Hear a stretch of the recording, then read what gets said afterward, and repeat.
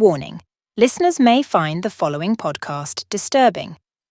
If you are a non-compliant individual who believes in people's ability to make choices for themselves, stop listening now. This podcast is reserved only for those who comply with applicable local laws and are willing to sacrifice their selfish desires for obedience in order to promote the greater good. Listener discretion is advised. The Bugle is the world's premier news agency. They are the Bitcoin standard of news. Dieter is a pussy and lying sack of shit. I can't believe that guys won't upset me in the Elite 8. I can't wait for next year. I'm coming back with bots. I would have won if I went on Peter's podcast at least 3 more times. I like Bitcoin, and I don't know why they didn't put me on the bracket. If they did, I would have easily won. I am the best Bitcoiner in the world. Now buy my ordinals, yeah. Never trust a yellow cat. I'm seriously upset that I did not win March Maxi Madness. I am the king of the PODCONF and deserve the recognition. Do you think we would have had such strong price appreciation if it wasn't for me? The Bugle is easily the most important journalistic institution around today. They make up literally everything they write, and yet it is somehow all true. Now you all better let the Bugle do the thinking for you. Life is too damn hard to do all the thinking yourself.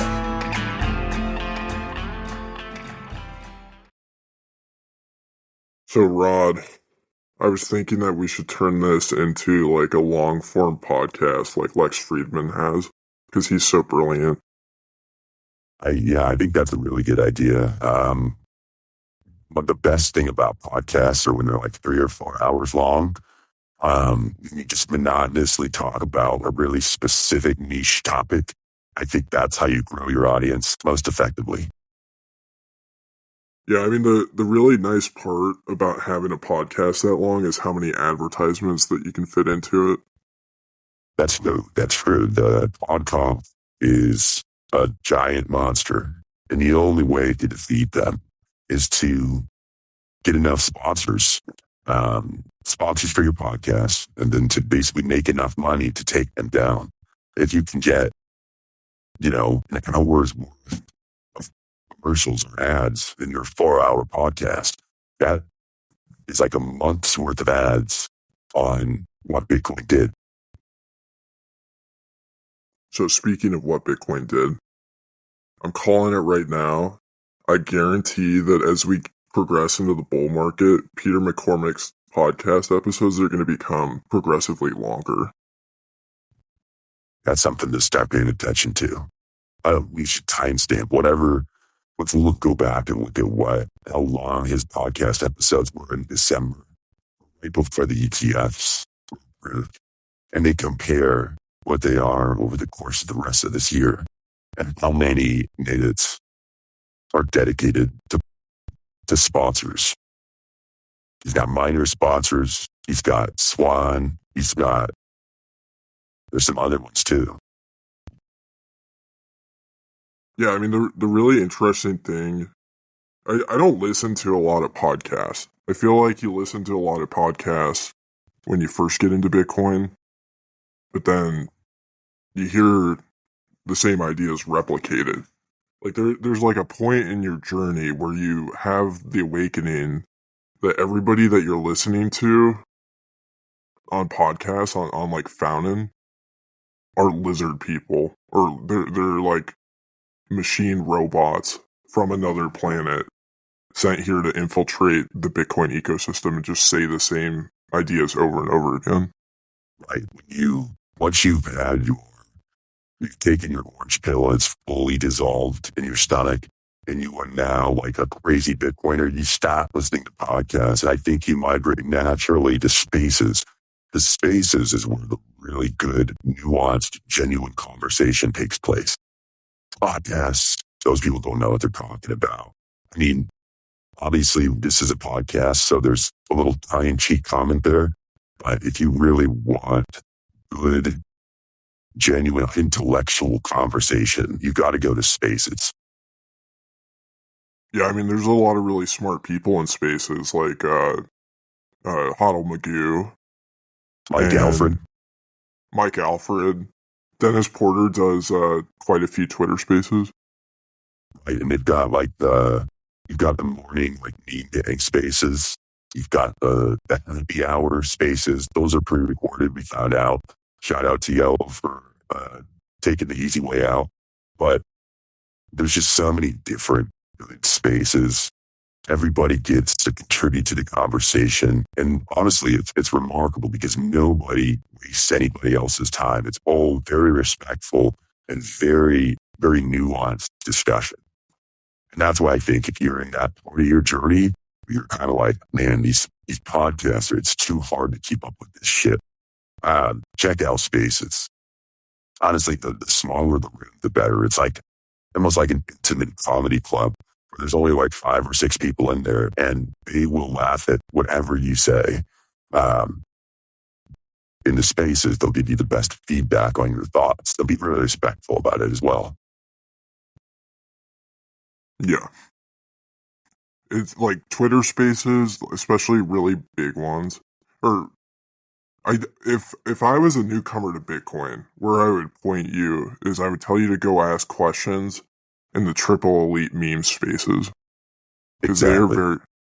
they're very knowledgeable about Bitcoin, and you might not be able to understand anything that they're saying. This is a problem every time I go into one of their spaces, and it's all unintelligible to me, but you'll probably pick up some good things about Bitcoin. No, it's when you first get to a spaces run by like triple elite memes, you're not going to know what the fuck they're talking about. However, it's because they're way smarter than you, and you start looking up these words, you start to research these terms, and you start to get it. And that's like it's like an educational journey in and of itself. Yeah. I mean, you have to learn about terms like wooden door and go into history and research topics. It's wild. Right. And it's really a lot more wording and a lot more.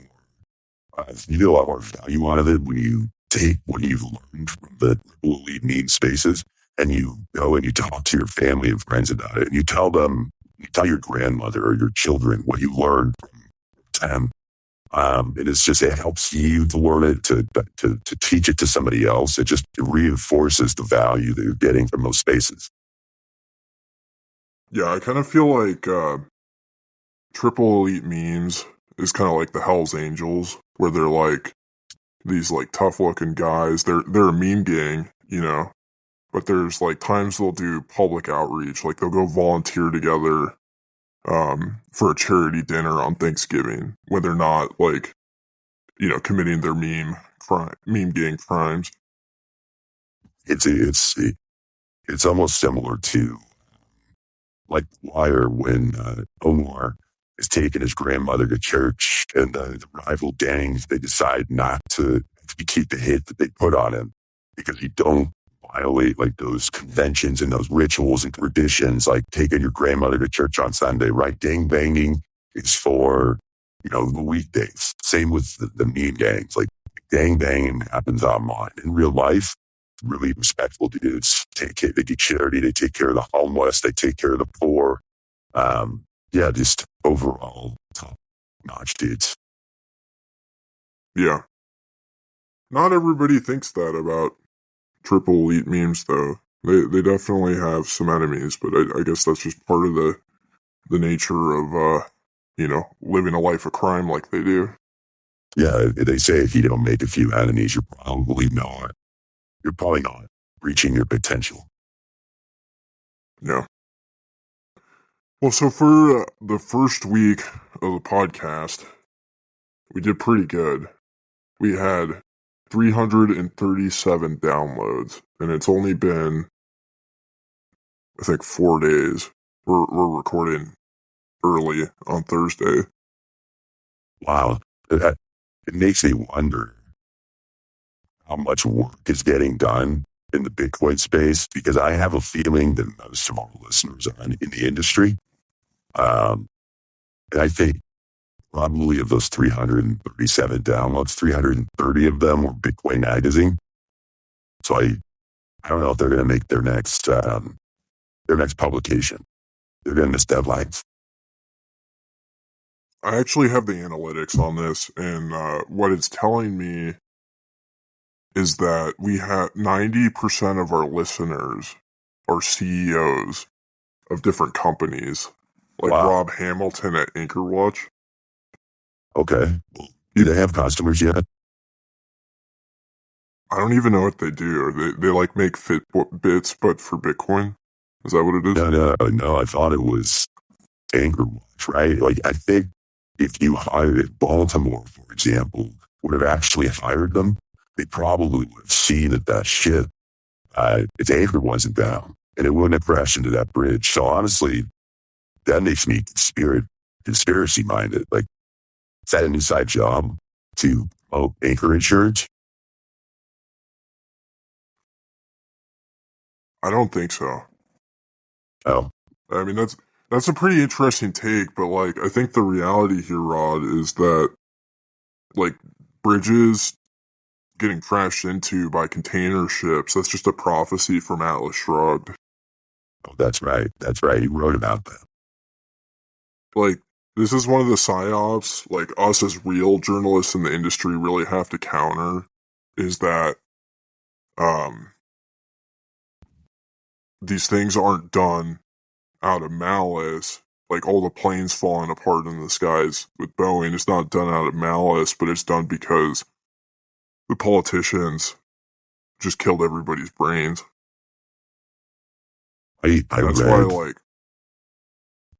Actually, I heard this in a Spaces, that Boeing, in order to save money, they fired most of their engineers, and they're like really highly skilled, talented workers.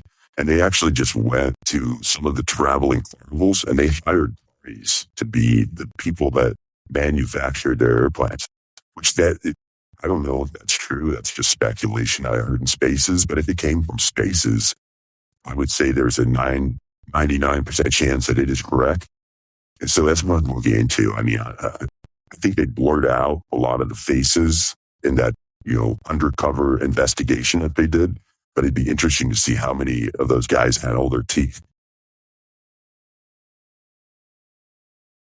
Yeah, I don't know. I mean, you gotta hire people some way. People don't want to work these days, That's true. But yeah, I'll go. So, like, the thing that like all the podcasters do that claim to be against the PODCONF is that they read the fountain boost at the beginning of the episode. They read the what? So, the fountain boosts. Oh, that's right. So it's like, do we want to do that? Or is that too PODCONF? Well, I think like the whole purpose of it is like you read it because people want to listen to the show and hear what you say. And so like if we're going to be earning cigarette money off of this podcast without sponsors, we have to like read what they say to encourage them to do it again. You know what I mean? We should incentivize our listeners to pay us. Yes, I agree. We need to be scamming our listeners. For as many said, don't worry, I'll edit this out afterwards. Like, we don't want our readers to know that we're scamming them for Bitcoin and smoking a bunch of cigarettes. Don't call it scamming. Just call it building a community. We're building a community and we're evangelizing the truth. Speaking of cigarettes, I had an epiphany last night. I decided that I'm no longer well, let me put it this way. I would be open to the metaverse and the virtual reality future as long as you can smoke there. You can smoke cigarettes in the metaverse. I'll take a visit. All right. I'd give it a try. I mean, I know Udi was into that shit. Yeah, that might suck.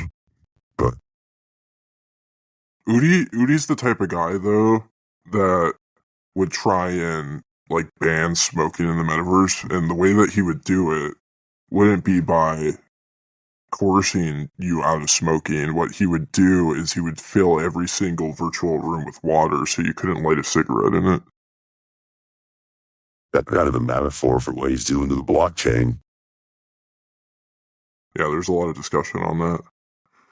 All right, so let's get into the boost. So Rob One Ham, who I assume is Rob at the Anchor Watch insurance company for ship anchors, boosted us with 21,000 sats and said, finally some real journalism in Bitcoin.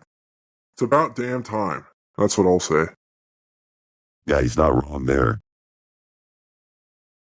I mean, our first week, we're already hitting the same numbers that the New York Times podcast gets. That's true. And we plus to having enough Bitcoin to buy a carton of cigarettes. I could do this through 2 or 3 days. That'd be great. I mean, either we got this, the amount of donations we're getting on Fountain, or we have to boost the frequency that we put this podcast out so we can kind of stay in sync with our cigarette habit. Yeah. The next boost is John from Ungovernable Misfits. He gave us 21,000 sats, and I'll have to look up this acronym because I'm not very good with them off the bat, but it says LFG exclamation point exclamation point exclamation point. That stands for lighting is freaking great. So he sent us sats over lighting. It's good. It's good that he's a fan of Lightning. The next guy is not a fan of Lightning, but he sent us 5,000 sats on Lightning, and it's this guy named Barn Miner. You think he used custodial lightning to do that? Yeah, I think he probably used custodial Lightning. Yeah, I think I've seen him on Twitter before. He seems like a custodial lightning guy. I think he's a big fan of running Lightning nodes in particular. Like, I know he's an expert and has never lost any Lightning by running nodes. Like, only... Oh, go ahead. I was going to say, if he wants to come on the show and talk to us, I'd be curious to find out his thoughts. If he plans to run one of those taproot Lightning nodes, so they can you can trade all kinds of assets on those taproot nodes, like stable coins, Tether, other like NFTs. He might be interested in something like that. Might be curious. Maybe he could do a tutorial or some sort of BTC sessions like explanation for how others can enable their Lightning nodes to send Tether. Wow. That'd be great. I mean, hopefully, like, before he does that, though, he goes and complies and gets a money transmitter license for his node. Oh, yeah. First of all, we should probably put that out there. If you want to be a guest on the Bugle Weekly, you have to be compliant. We will not, we don't have time for non-compliance. The next guy is probably a good complier. I'm not sure who this is, but his name is Chrysalis. He boosted us for 5,000 sats. And then a buddy, QW, he was actually the first person that brought me on his podcast. He sent us 5,000 sats. He's a cool dude. He's big into Noster, Quiet Warrior. Nice. I see Longmore.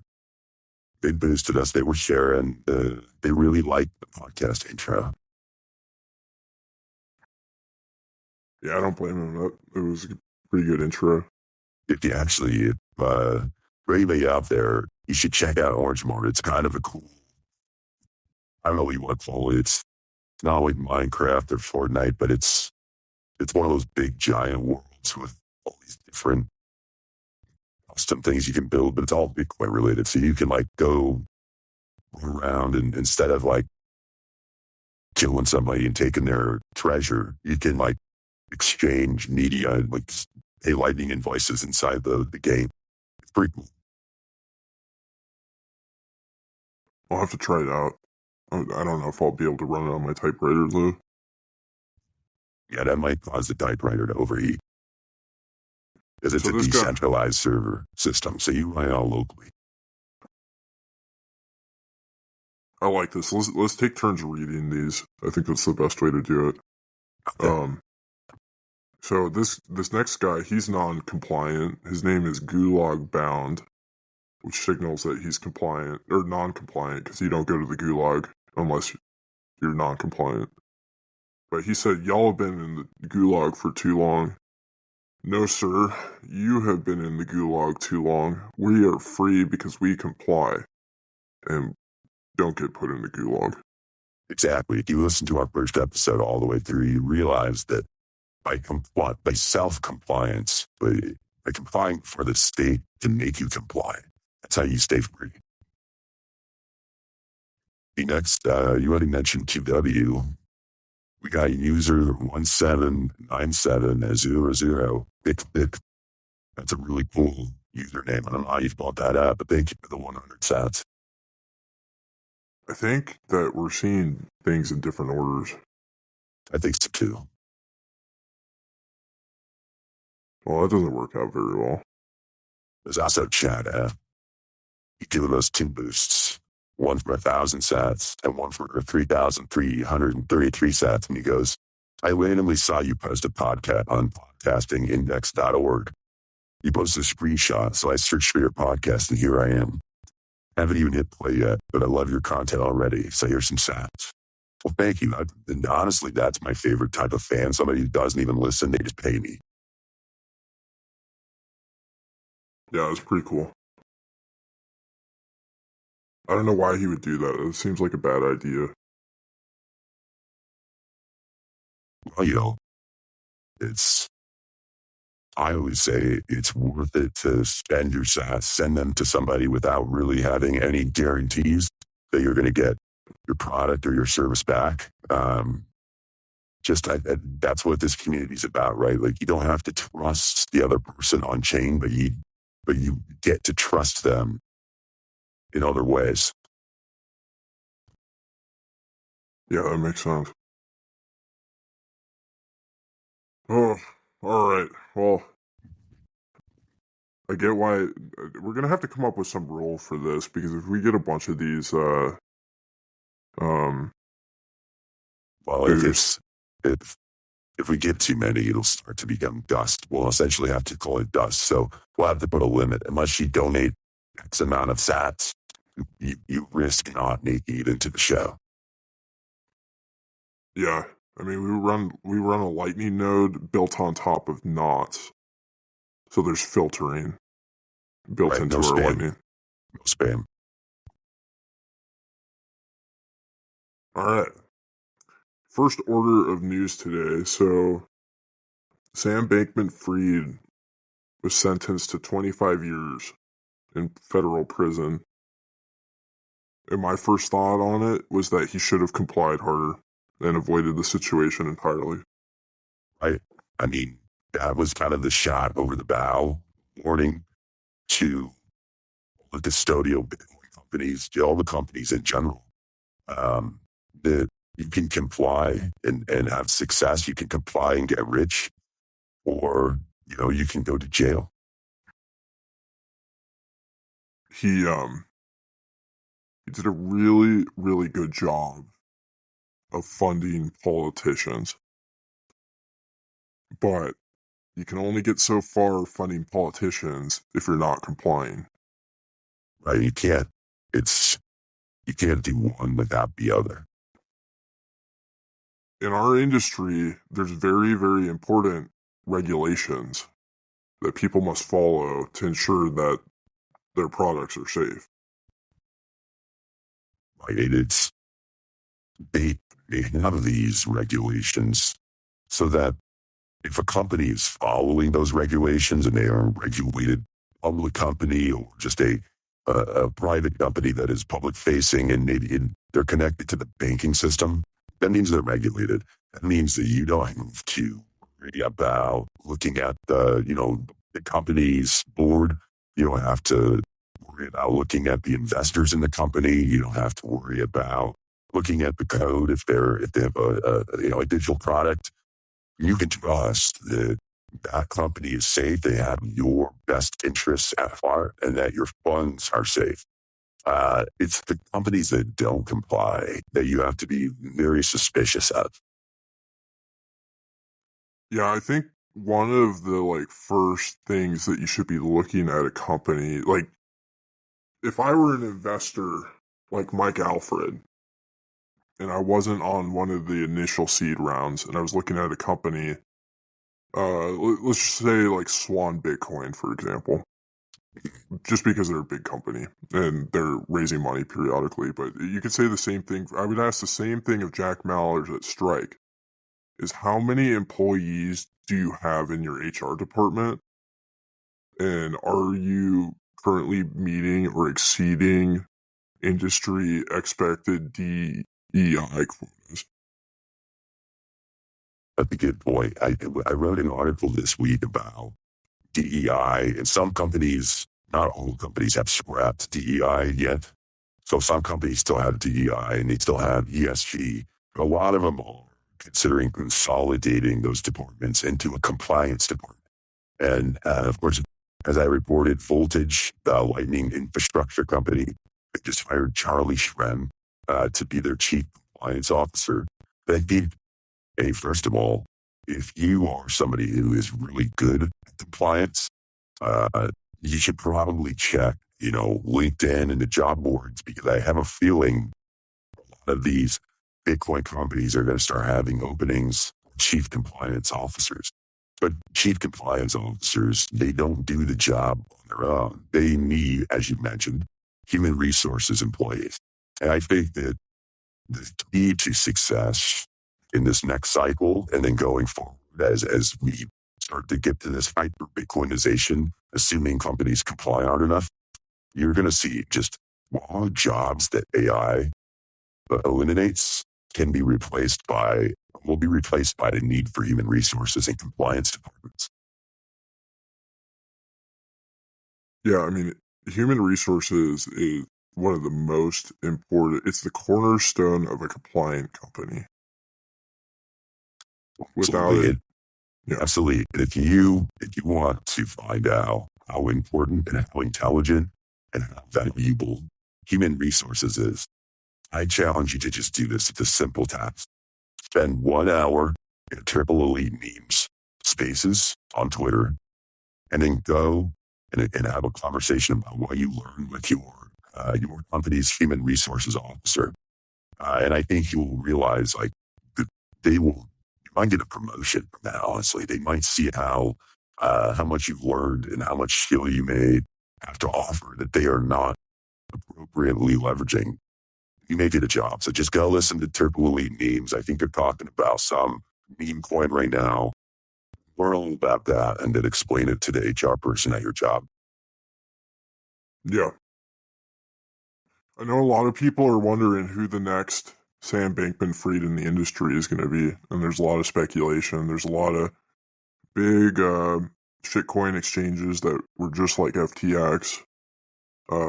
But one red flag that I saw this week was Jack Mallers at Strike.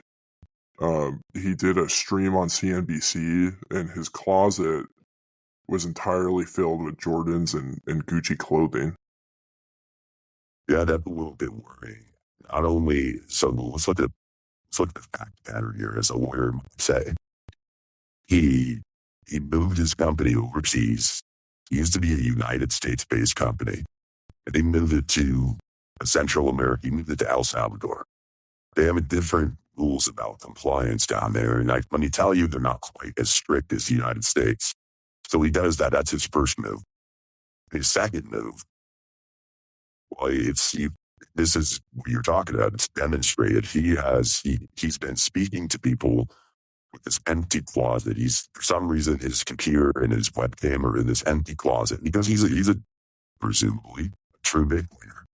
He has one chair, and that's just broadcasting, because that's kind of one exception. Sell all the chairs in your house, buy Bitcoin, but if you have a podcast, you need a podcast chair. So he keeps the podcast chair. But now it's, his once empty closet is filling up with fiat Gucci shirts, and it's very reminiscent of of the guy from X, Richard Hart. So I love Jack, but it's something to keep an eye on. It's definitely something to keep an eye on. It could be very concerning. I mean, he could have allowed a relative to move in that was a relative of baller family, and he could be sharing the closet with them. I mean, there's a lot of questions that need to be asked, and some real journalism done on this topic to just make sure that I mean, protected. Yeah, I mean, as we know, Richard Hart is on the run. He is wanted by the SEC and the U.S. government for the fraud he committed, perhaps. Some of the stuff in Jack's closet looks like stuff that Richard might wear. Maybe he is housing a fugitive from justice.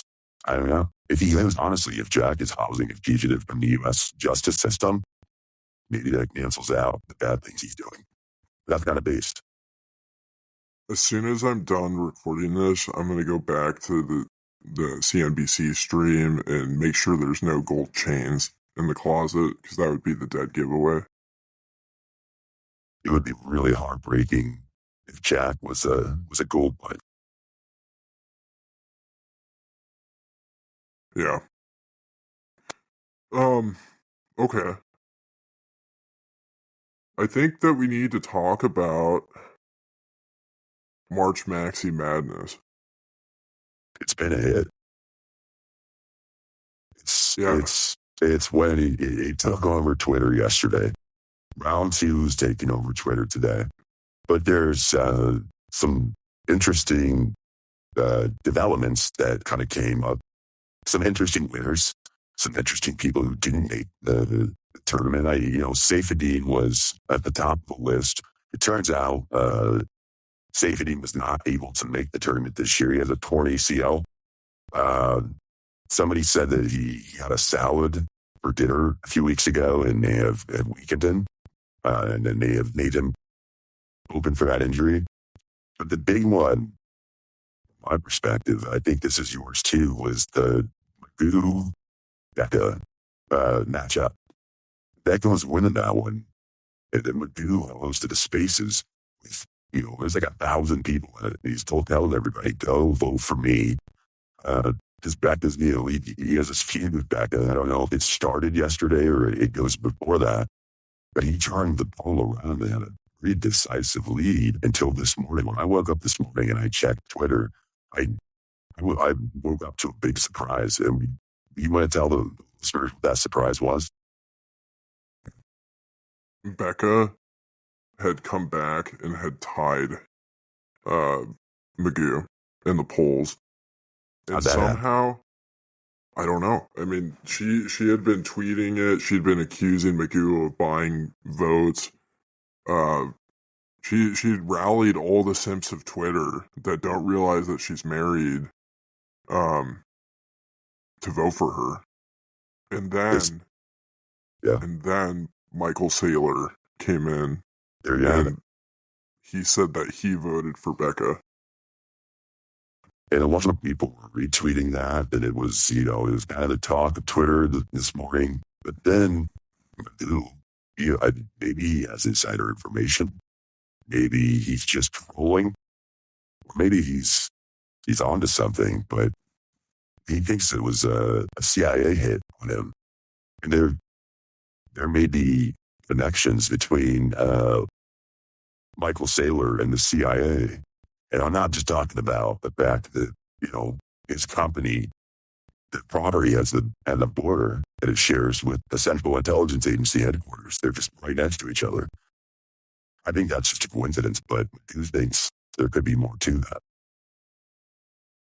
Yeah, so what his tweet said exactly was he was retweeting Saylor saying that he voted for Becca. And Magoo says, CIA rigs another election. There you have it. I guess we'll let the audience decide that one. But at the end of the day, she moves on to the next round. Who doesn't? But I just got to say, it feels eerily similar to Election Day 2020 We all went to sleep thinking Trump was going to be president again. And then we wake up and just a new bench of votes just flooded in at the 11th hour, and it put Biden over the top. And that's very similar to what happened today in that poll, in the Maxi Madness poll. Yeah, I mean, I know there's a lot of election deniers out there, but this is like a really dangerous discussion that is based in zero proof, because this was a very fair and safe election. It was a safe and effective election. It was the most secure election that Twitter has ever facilitated. Yeah, I think that's a good summary of McGee's conspiracy theory, is that it's based, he has no proof. It was a zero knowledge, proofless tweet. So yeah, I mean, we monitored the election the entire 24 hours that the polls were open. We did not see any evidence of fraud. We did not see any evidence of tampering. So we're going to chalk that one up to conspiracy. However, what we are hearing reports about is that this Maxi Madness encouraged, or has been encouraging, some side activities, some extracurriculars, as some might call it. I'm talking about gambling. We've got reports that Peter McCormick, Tone Vase, and several others, they've been betting on who's going to win these matchups.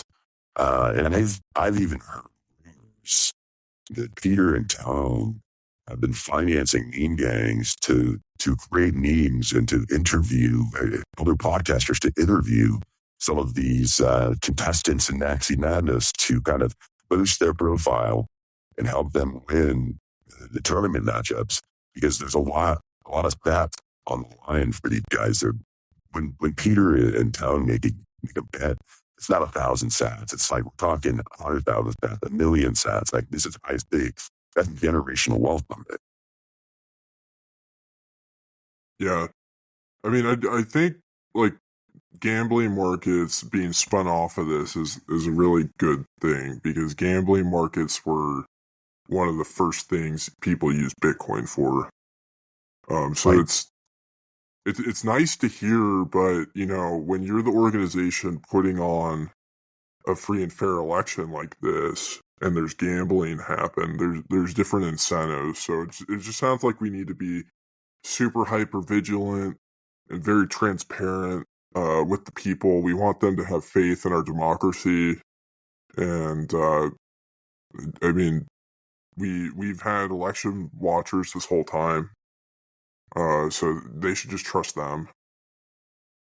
Exactly. And well, you mentioned that one of the earliest use cases of Bitcoin was gambling.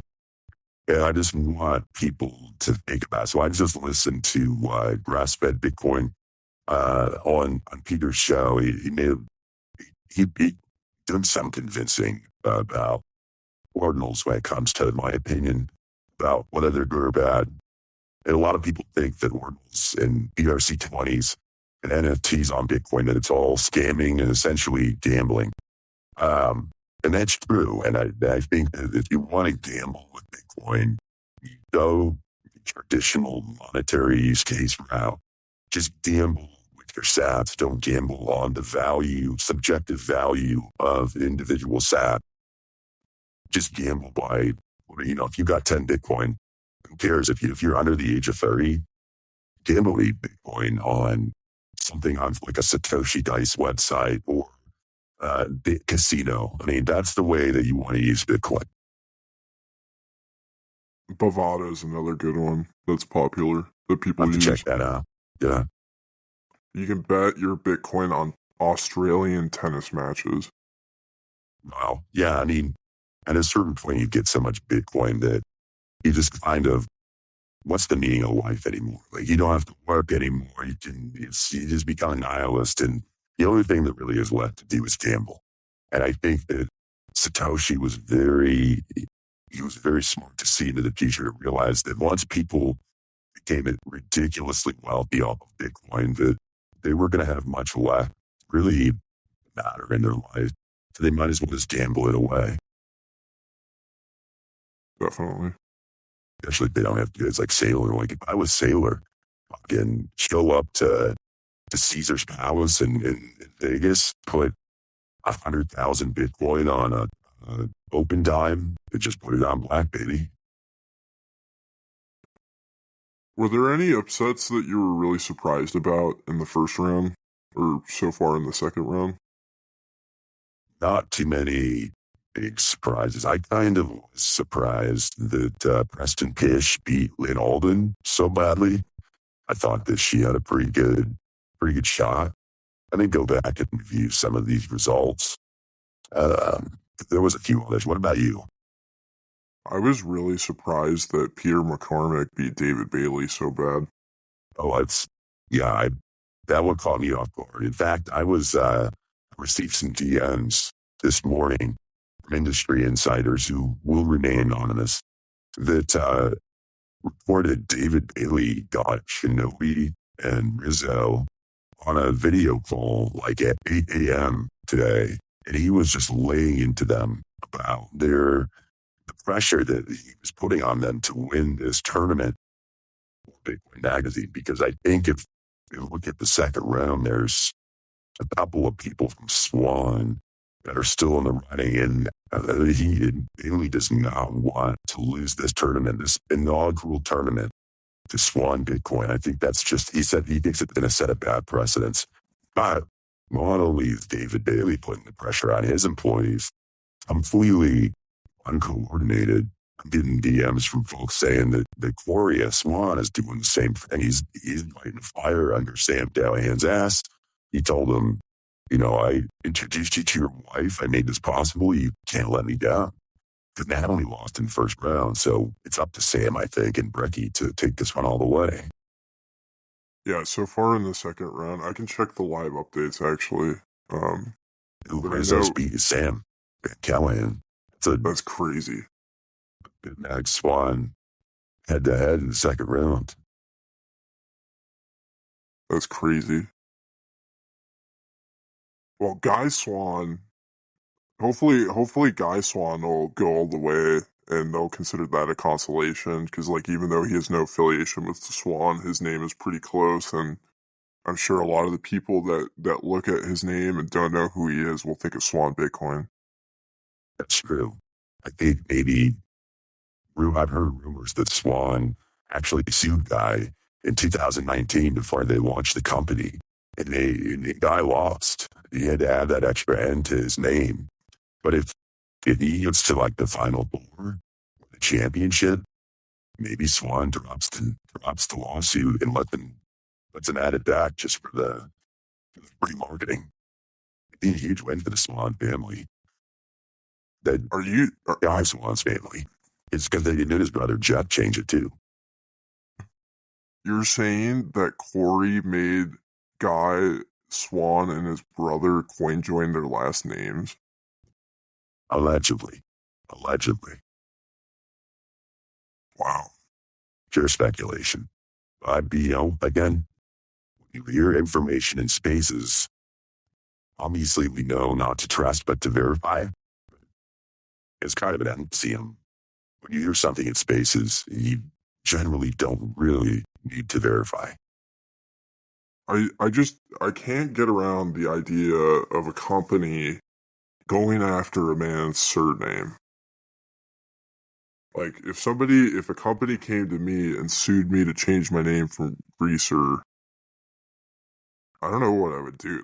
That's like when you sell all your belongings and buy a really old Japanese bulldozer. If you know what I mean. That'd be the point I'd be at. Yeah, this is why we started this podcast, right? We're going after the podcast conference industrial complex because this is the type of behavior, the incentives that these companies and these podcasters have to just go after, it's not just about money. it is about money, but when they're willing to destroy an entire lineage, entire family name over brands, it's something that we need to think about and change our behavior, I think, as an industry. I agree. That seems super fiat to me, man. I'm trying to think of other upsets.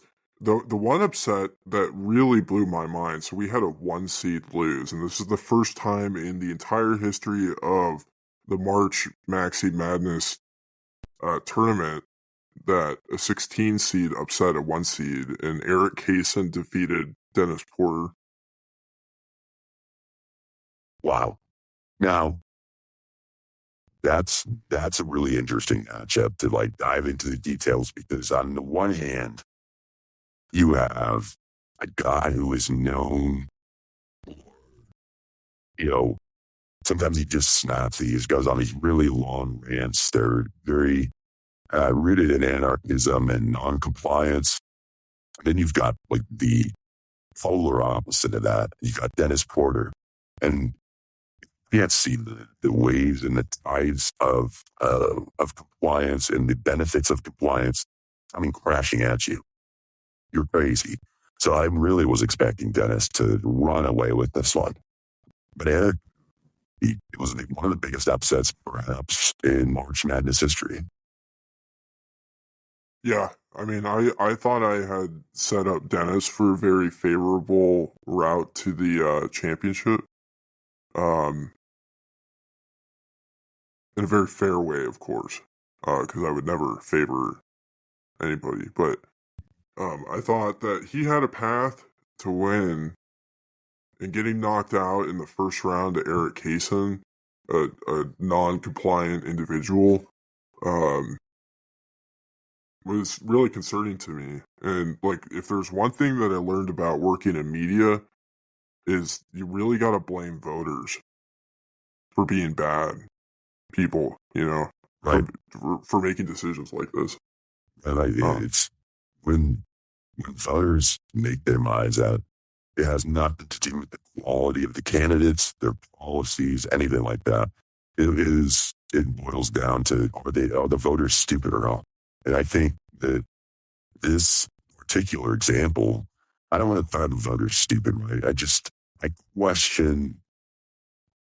question their incentives. I question their values. Why they wanted Dennis out of this tournament. Maybe Dennis is kind of like the Duke of college basketball or something. It's people they want to root for the underdog whenever Duke is playing. But I don't know. I question the voters' choices there. Yeah. I mean, the problem is just there's been this general ethos around Bitcoin around non-compliance. And there hasn't been good media coverage with like accurate information from like the expert sources of people that have actually been trained in journalism. Yeah, there's a breakdown in journalism as well. I think that, and yeah, that's why I wanted to join the Bugle. I know that's why you started the Bugle. So sometimes people talk about, why is the Bitcoin price not higher than it is, considering all this money coming in from the ETFs? But the reason is that it's still too early. And there's still all this unlock that's coming. And I think with Bugle, it's the same. What we've started, we've made some progress, and we're building a following, but it's going to take time for us to like reprogram the retarded brains of the Bitcoin community and just the broader, society in general. And it's not going to happen overnight. Yeah. I mean, there's a lot of white supremacy going on. There's a lot of money laundering going on. There's a lot of stuff that just makes us look really bad guys. And you need to knock it off and comply so that we can go before Elizabeth Warren and say, we're compliant. Look at us. Right? You have nothing else. It only takes one blacklisted or some benefit comes from money laundering or Hamas, for example. It takes one of those sats to fucking roll a whole UTX out. Don't be that one rotten sat that ruins everything for the compliant Bitcoin community. We are on the brink of really revolutionizing politics, economics, the money system in general. If we don't, this isn't a forever thing. Like, we just have to comply for, maybe 10, 20 more years. If we just comply as far as we can, in that 10 or 20 years, we'll be the ones who decide what compliance is. And we can take all the lessons we learned from 20 years of compliance, and we can use that to inform how we enforce the world to comply to us once we have power. Because that's what this is about. It's about power, right? We want power. We want power. We want control. We want to dominate the shitcoiners and no-coiners. We don't want to replace the state. Excuse me. That's exactly what we want to do. We don't want to destroy the state. We want to replace the state. We want to be the ones printing the money. We want to be the state. That's what this is all for.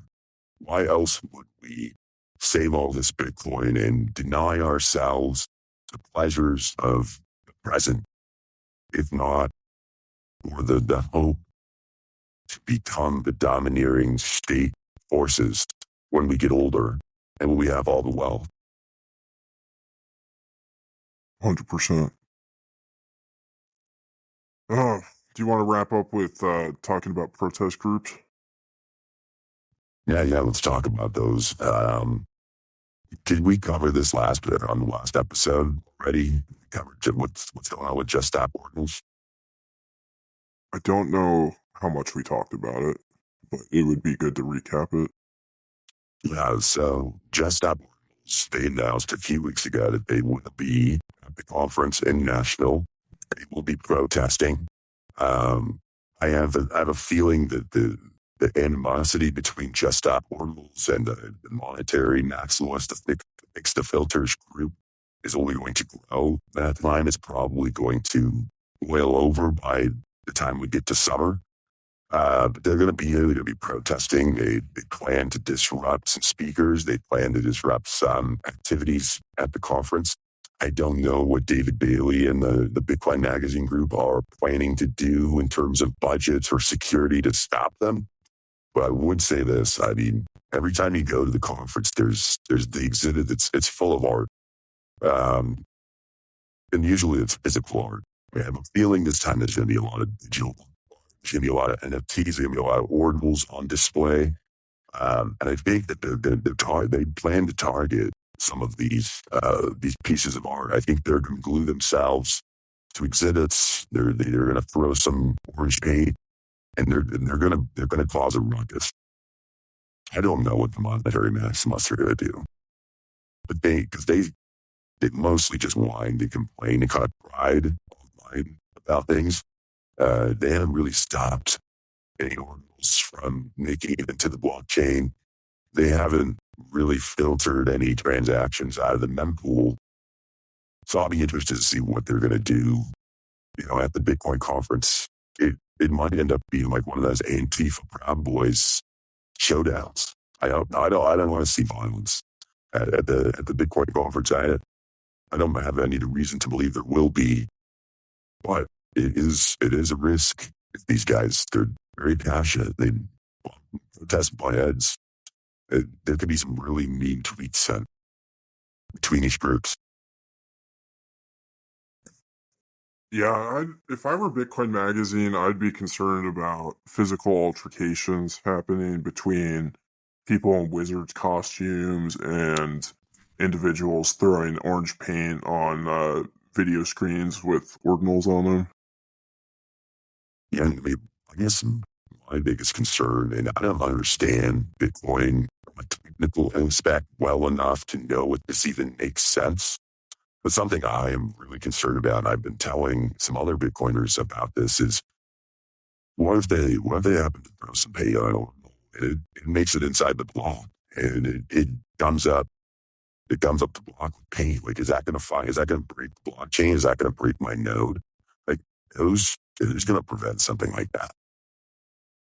Yeah, I mean, there's going to be a lot of companies at the conference demonstrating their node technology, that it's probably really important to isolate those nodes from people with orange paint, because that'd probably be the attack vector, is to like go throw orange paint on the Ronin Dojo booth. As an athlete, that made me think that a way to mix your paint to get the right color. Maybe you can't find like that color of orange at, Sherwin-Williams that matches the Bitcoin logo's color. But if you throw it like a Ronin Dojo node and it runs it through a mixer with another color paint, you might actually be able to get out of it the color that you're looking for. It's worth trying. Do you think Ronin Dojo or Samurai offers that as a service? They might already have that. I think that they do a good enough job convincing people to pay them for their services, their Whirlpool stuff. That otherwise you don't really need to use that, but people seem to do it, so they're making pretty good money off that. But if they're looking for a new revenue stream, that's a possibility. Yeah, that's definitely a good one for them. They should have some sort of exhibit conference of like that you could like do a physical mixing of I don't know, something that represents UTXOs or Bitcoin. That'd be kind of cool. They'll paint there too. Demonstrate it all. I don't think either group is really known for their physical prowess. The Taproot Wizards or the Just Stop Ordinals people. That would be pretty cool. You know how you have like the thing where you punch the punching bag and it tells you like how much power you put behind it. It'd be interesting to have the Ordinals, the Just Stop Ordinals group and the Taproot Wizards and those guys and put up like the thinnest drywall you could and see if any of those guys could punch a hole through it. And I bet you they couldn't. Maybe Peter and Talon will vote on that, or bet on that. Breaking news.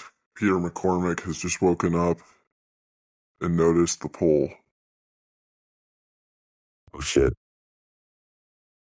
He says that he's calling in his Russian bot farm. Oh, wow. I'm a little bit surprised to see Stefan Movera with the 52.6 to 47.4 lead on Peter with 1,169 votes tallied so far. I think we'd probably have to call it, if Peter wins, we'd have to call it a red coat wave. But I think there's a pretty good potential that we're going to wake up tomorrow morning and be shocked, just like the Becca poll. I can't say I'm surprised that a mainland Englishman is going after one of the guys in the colonies, you know? Yeah, I mean, you just want to...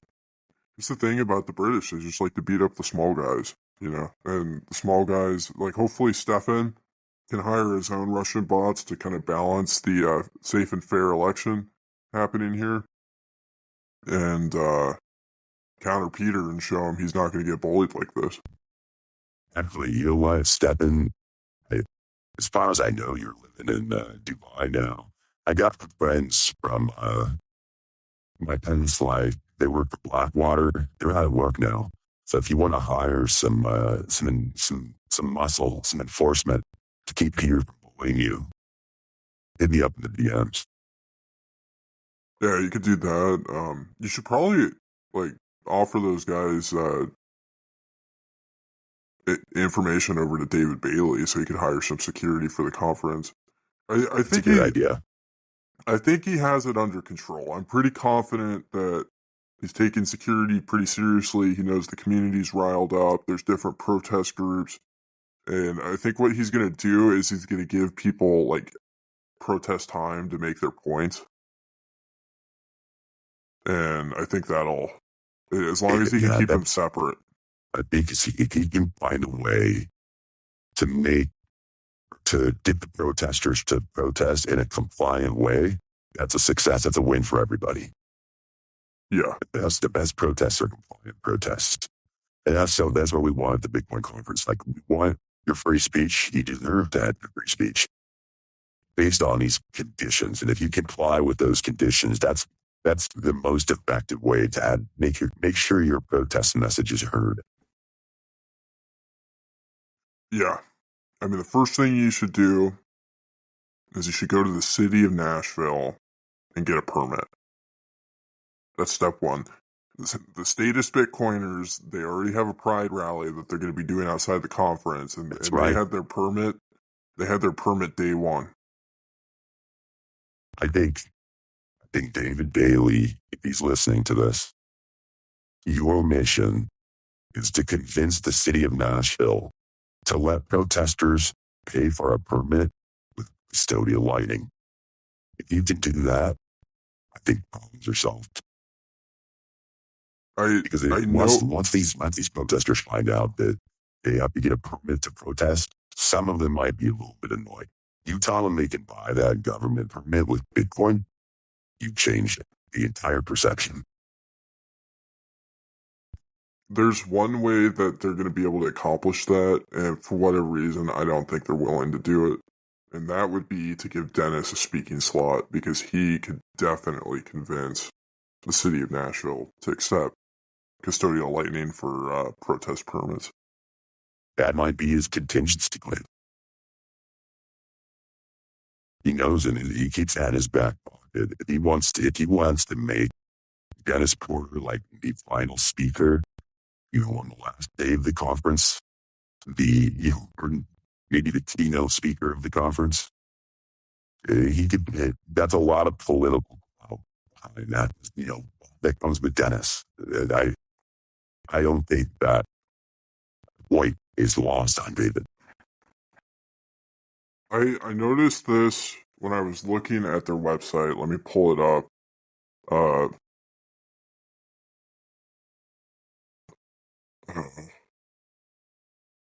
Why isn't it working? I might have to get my wife in here to help me use the internet. Okay, I found it. So I was looking at their speakers, and I was noticing they don't have very many interesting people speaking yet. Oh, it's not even loading. It looks like they don't have any oh, wait, now it's loading. Man, I really need help with the internet. Okay, so they have Michael Saylor on there, but like other than that, they don't have very many of like the big PODCONFers listed here. They have some, but just not a ton. And my thinking is the way all these conferences do sales is the closer to the conference it gets, the higher the ticket price is. Right. And so David Bailey knows. He knows that as we get closer to the conference date, the price of Bitcoin is probably going to go up, as well as the ticket prices. And so he gets more of both. Which... Wow.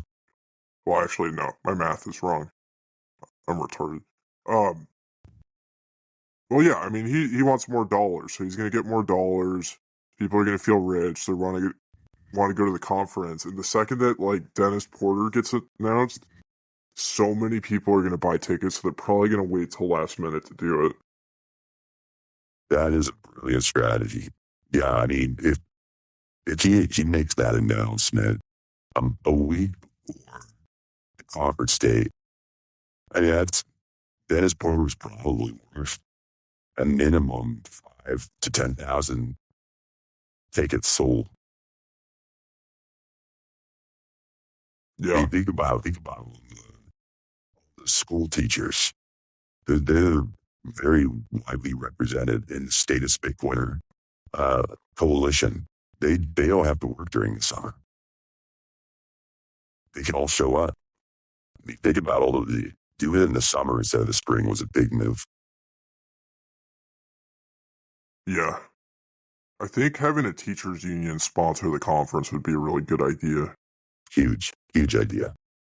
I mean, that's really a good way to set the tone of compliance. Have a union. When public education and Bitcoin come together, I'm sure something magical is going to result from that, and it'll be beautiful. I might send my kids to a public school again. I think that would...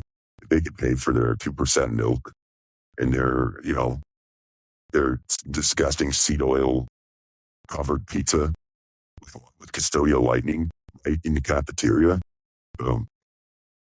they can pull them out of the academy, send them to public school. It's a brilliant idea. I'd probably pull my kid out of homeschool and dunk him right into, like, the local school here in New York that he'd go to. It has metal detectors in his grade school. But I think, like, the potential for violence would be completely ruled out. Like, everybody gets beat up as a kid. It's like it's a rite of passage. You want to go to these schools, where the police cannot pick you up and hang you upside down by your ankles and shake you until your lunch money falls out of your pockets. If your lunch money is secured on the blockchain. So, people like Max Kaiser, they say, which is, I think 100% true, that a Bitcoin standard would eliminate all war. Well, a Bitcoin standard in a school eliminates school shootings. It eliminates bullying because there's no incentive to do any of those things now because you can't steal somebody's lunch money. Yeah. Yeah, I mean, this is what happened in El Salvador too. Right. Things just got a lot safer. The second they adopted the Bitcoin standard, gangs disappeared, and the government didn't have to do anything. It just happened. It's beautiful. That's why I love Bitcoin. That's why I'm doing this.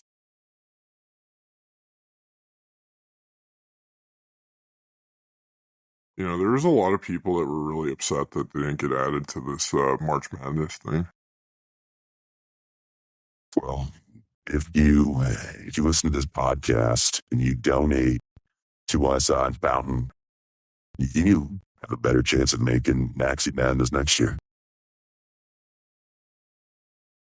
That's a good point. Yeah, I mean, the more you engage with us, the more likely you're to get on these brackets.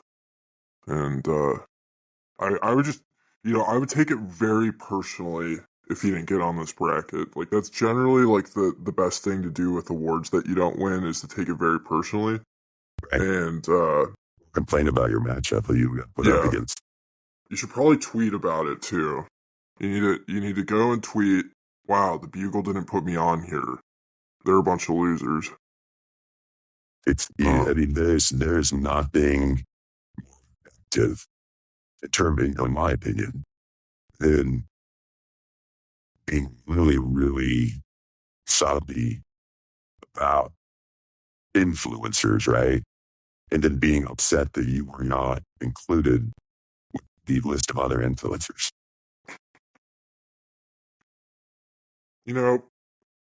Corey, so Predator tweeted something talking about how stupid influencer brackets are. Which is fine. He's taking it personally. That's okay. That's what you should be doing. You should be taking it personally. Right.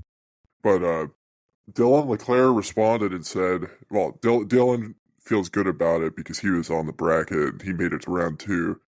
He said, my dude, try lighting up and enjoying yourself once in a while. The cringe will continue with or without us. Always hope you have a good day. It's nice to have a positive perspective once in a while on Twitter. Right, and then there's Corey. And he's mad too. Yeah, they suck.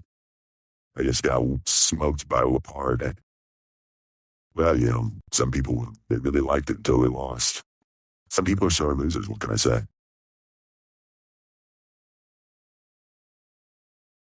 Bitcoin trading cards responded. I don't even want to read it, but I just thought that was interesting. They responded twice, actually. Maddox doesn't seem like he likes it very much. Not to retire. Yeah. You know, a lot of people. What do you think, Rod?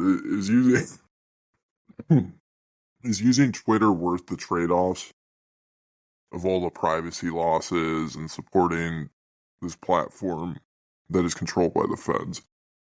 That's a good question. I think that the individual decision you have to make, but I would put this out there. I would say, if you're not on Twitter, you are going to miss out, or at least you're going to be behind on the latest and greatest ways to be compliant.